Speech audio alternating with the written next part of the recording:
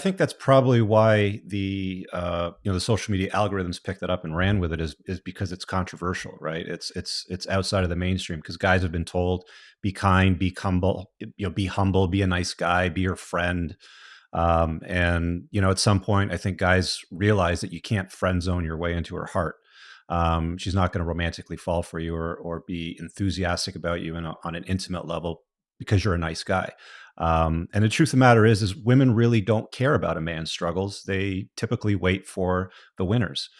It's why we see women leave relationships 7 or 8 times out of 10. They're the ones ending the relationship. And it's not because he's a winner. It's not because he's chasing excellence and accomplishing great things in his life. It's usually because things aren't working out for him. I've seen a great number of women end marriages because the guy ends up with some problems in his life. He can't keep a job. He gets fired all the time. He has anxiety issues and locks himself in the bedroom. He's obsessed with things like porn, for example, or even sports to some degree. And, she doesn't see the guy as a winner. So she sees better options on the other side of the fence. And that's typically where they'll go. So it's just a distilled observation of what I've seen out there in the relationships between men and women, because probably like you and a lot of your viewers, I subscribe to a lot of comforting lies that didn't serve me. And I got terrible results, which is why I had to update and upgrade my own belief systems. And it's just one of the things that I saw. Women don't care about your struggles. They hang out at the finish line and they pick the winners. Yeah, and that's what I love about your messaging here is it's not trying to knock men down, but it's trying to show them that pursuing greatness, becoming the best version or reaching your full potential is actually the pathway to success in relationships, success in business, success in fitness across the board. And I think that's where you and I are going to really align on a lot of things. You mentioned you subscribed to a lot of these lies back in the day. Can you kind of walk us through maybe I don't know if it's your entry point into what is called the red pill space or manosphere, how you even kind of define this circle that you kind of operate in? What was the origin story for you?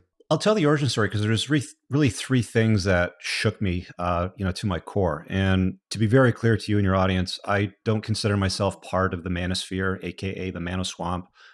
The red pill is a funny little thing because everybody's got a different colored pill, for whatever ego investments they subscribe to nowadays. So I just see things as truth and lies. There's comforting lies that society, culture, government, all these things out there, Hollywood sell us so that we conform with their agenda, and it doesn't really make us our own mental point of origin. Allows us to get the best results out of our life. So, to the point of the three things that really shook me, to my core, that forced me to reevaluate me, my life, the way that I saw things.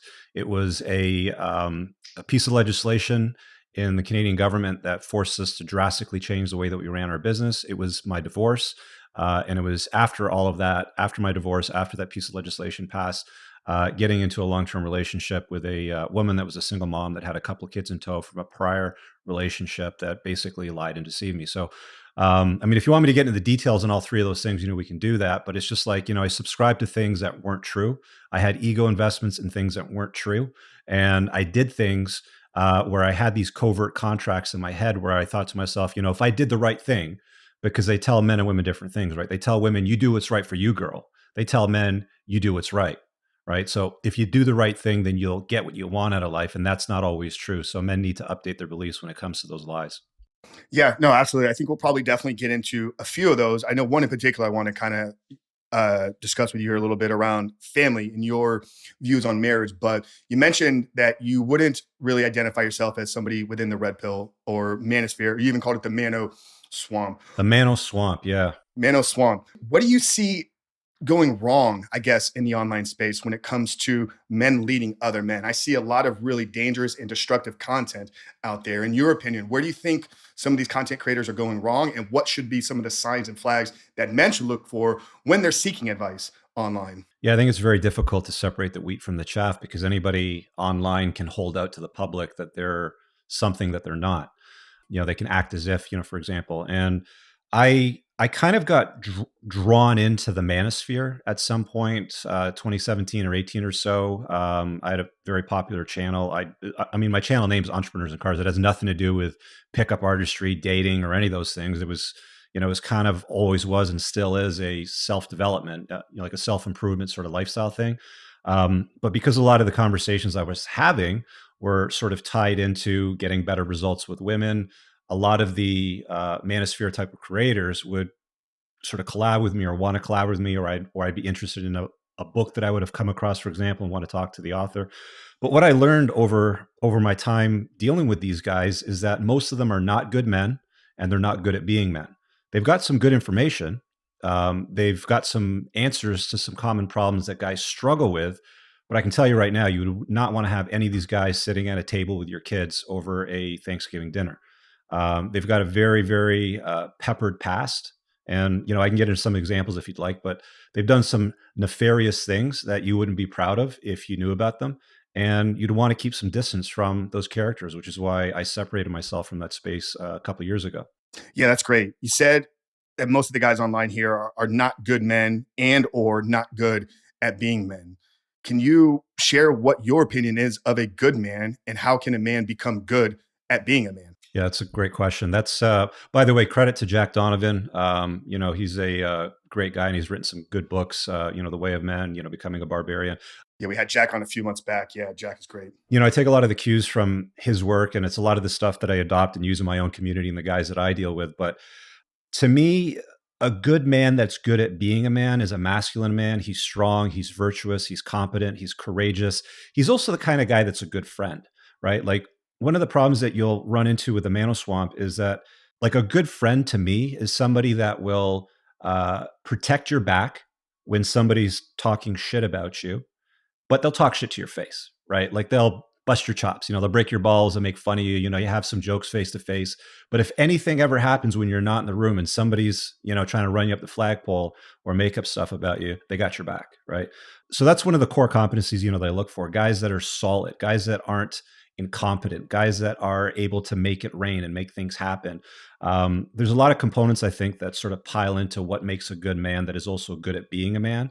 And, one of the areas that I would also include in that is they're definitely unplugged, right? Like, they're not one of these plebs that sort of sleepwalks through life and it's like, happy wife, happy life. Or, okay, well, if the government says that I got to go take this experimental thing that they just cooked up in 3 months because Bill Gates is all about it, let's all go do it.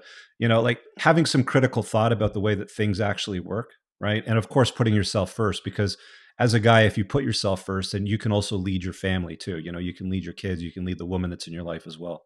Yeah, I love that, man. I've always looked at myself as not a jokester, but when I'm close with guys, and I tell guys all the time, like, if I'm riffing on you, like in public or when we're together, it's like because I genuinely do care about you, and I would like to try to maybe identify myself as somebody that would have their back, though. Like, I'm gonna pick on you in front. I'm gonna call you out. I'm gonna challenge you to become better, whether we're in the gym, whether we're out playing sports, or we're just having a good time with the guys. It's like I'm gonna push you here a little bit, but just like you said, like if you're not there and things are kind of being said against you, like I would want to say that I would be the one that would kind of show up and defend you to the best of my abilities here. So, do you think I've heard you talk a lot about media? You go back and kind of sitcoms. I've heard you kind of break down, some of the old sitcoms that I think you and I grew up on, where they were kind of making men look out to be weak, right? It was always the fumbling idiot. Would you also say that Hollywood or media has kind of idolized this lone wolf mentality, and that is maybe due, and that's leading to why we have so many guys that kind of live this lone wolf life today? Yeah, what's that movie with Keanu Reeves? There's a series. Was it Jack Reed? No, it's I know what you're talking about, but I mean, even like Batman, lone wolf. I mean, all these superheroes. It's like they live this lone wolf mentality. It's almost idolized and celebrated. Like, is that feeding into some of the issues that we're seeing with men in relationships and just being lone wolves in their own lives? well, they call that the Sigma male. Like, there's an entire community out there that will produce content and videos and talk about the Sigma male and how they're the lone wolf and how they're better than the alpha and they're the most impressive of all males, sort of things. But the truth of the matter is that these guys are just alphas without friends, right?